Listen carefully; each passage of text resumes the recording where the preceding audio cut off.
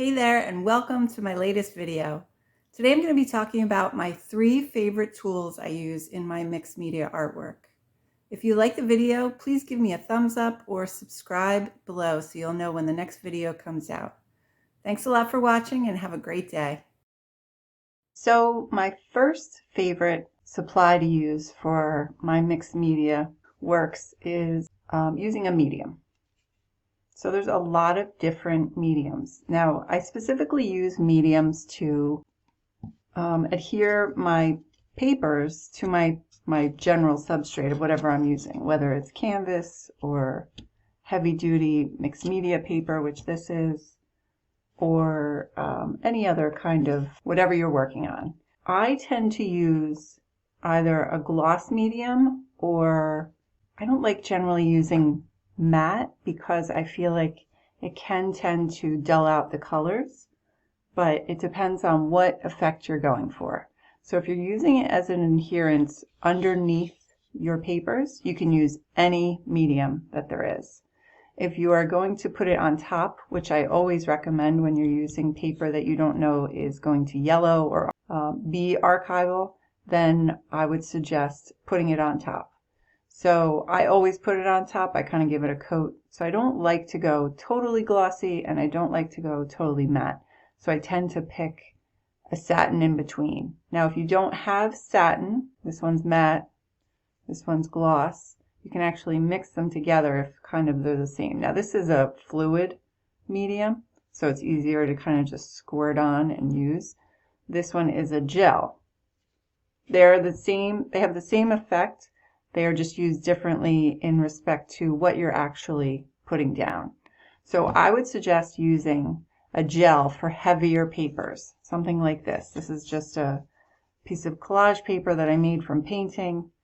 And if I want to put this on my paper, I'm going to need a heavier gel so that it'll stay down.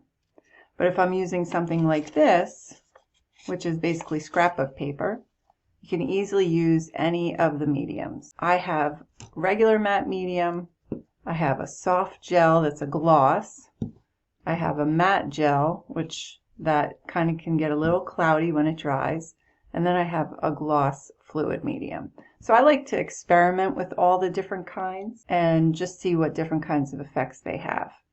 So the great thing about mediums is you can paint over them.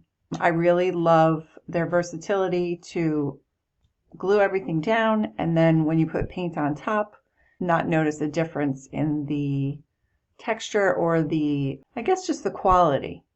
A lot of people like to use Mod Podge, and I think that this is a great option for crafters if you want to use this to put down papers. But if you put Mod Podge on top, if you do a layer on top, that has to be your final coat, because you cannot paint on top of Mod Podge. It is acid free, it will seal your paper, but you can't paint on top of it. So that's just something to keep in mind, and that's why I always use mediums. Doesn't matter what brand, I just like to use the medium so that I can always go back if I want to put another coat on and do something different. Now at the end of a piece, when I'm done with it, I like to put an isolation coat on it. And that is basically any kind of medium, which is whatever finish that you'd like. If you want like a glossy finish, you would use a gloss medium. It's mixed with a little water. This is just kind of a convenient way of packaging it. But if you want to make your own isolation coat, you just take whatever finish you're looking for, whether it's a gloss, a matte, or a satin, combine it with a little bit of water so that it's not runny, and then you just do an even coat on top of your piece. And then that will give it a final layer, which you can varnish over, or you can paint over as well. So it gives you options. The final way you could use medium is to extend a color. I know you can use mediums for a lot of different things, but this is how I use them. You can extend a color if you have a very specific color that you like. And I'm just going to use this bright pink for example. And you want to make it a little more volume, because you can actually use a medium and it will extend the amount of paint Now, what it's going to do also is it may make the paint color a little lighter because you are adding volume without color or pigment. So it is going to change the color a little bit. Maybe give it a different kind of strength. But as you can see, it's the same color, there's just more of it. So it's really an interesting way to use it to extend the life of your paints as well. So now we are going to move on to my next favorite supply, which are palette knives. Now, palette knives come in many different shapes and styles. So this one is just a basic one from Artist Loft. I think I got it at Michael's. This is metal. I have another one that I play with that is plastic. And you can see it has a different edge here. Similar angle. But they come in pointed shapes, they come rounded, they come big, small, whatever shape that you work in, whatever size you work in, they have something compatible. But what I like about palette knives is that you can not only blend the paint with them, so if you just put some paint down, you can kind of just use them to mix it up.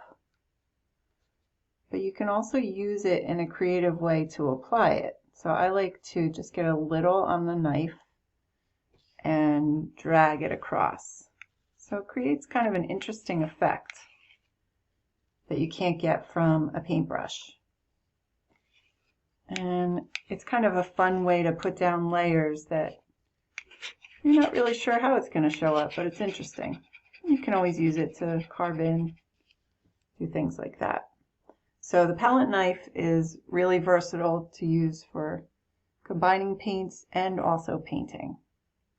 And they come in many different materials, so it's just a matter of your preference. So my third and final favorite tool I use in my mixed media is both pencils and markers. These are some Derwent Inktense pencils that I just got that I'm absolutely in love with. They come in many different kinds of sets. Like this is just kind of a beginner set, but I think they have a set of like 20. This has 12. There's like a double size set of this. It comes in all different colors. The thing I like about these is that they are very easy to use to put down some marks. So if you just kind of want to color or make some lines or just go a little wild here, then you can add water to them and they have kind of a watercolor effect as well. So you kind of, it's getting lost a little on the pink, but you can see it up here.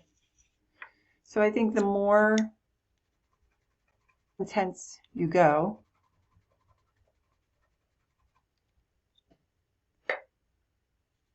the more of the effect you get. So you can see how it kind of turns into its own little paint, which is pretty amazing for a color pencil.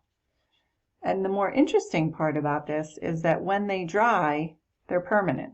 So it's not like watercolor where you can go back and rework it. Once they're down, they are just like acrylic paints.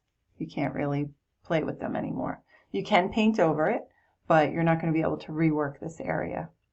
So that's something I really like about these pencils, is that you can, it's almost like an art kit to go. You can bring the pencils wherever you want and then use them as both a paint or a pencil. So I really like the versatility of them.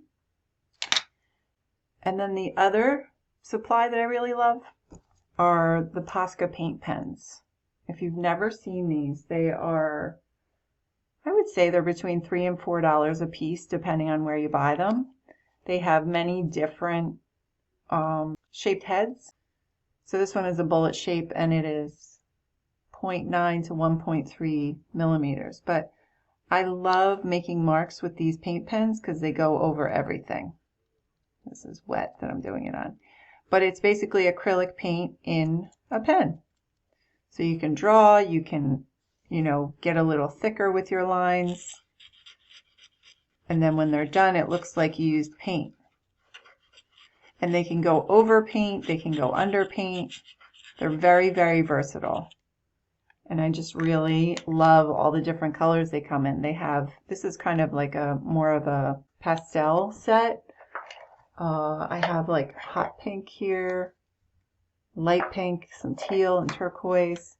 So it comes in all the different colors of the rainbow, but they're really easy to use, really easy to bring on the go as well if you have like a to-go art kit.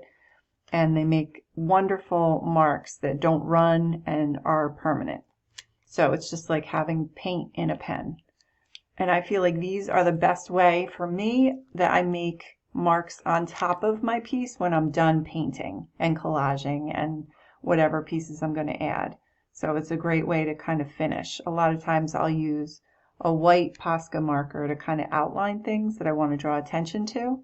And it's a great way to add just a little bit of finish to the piece. Okay, so that is my review of my 3 favorite tools I use in my mixed media. If you like this video, if you could give me a thumbs up and subscribe down below, I'd really appreciate it. And I hope you enjoyed it, and I hope you have a great day.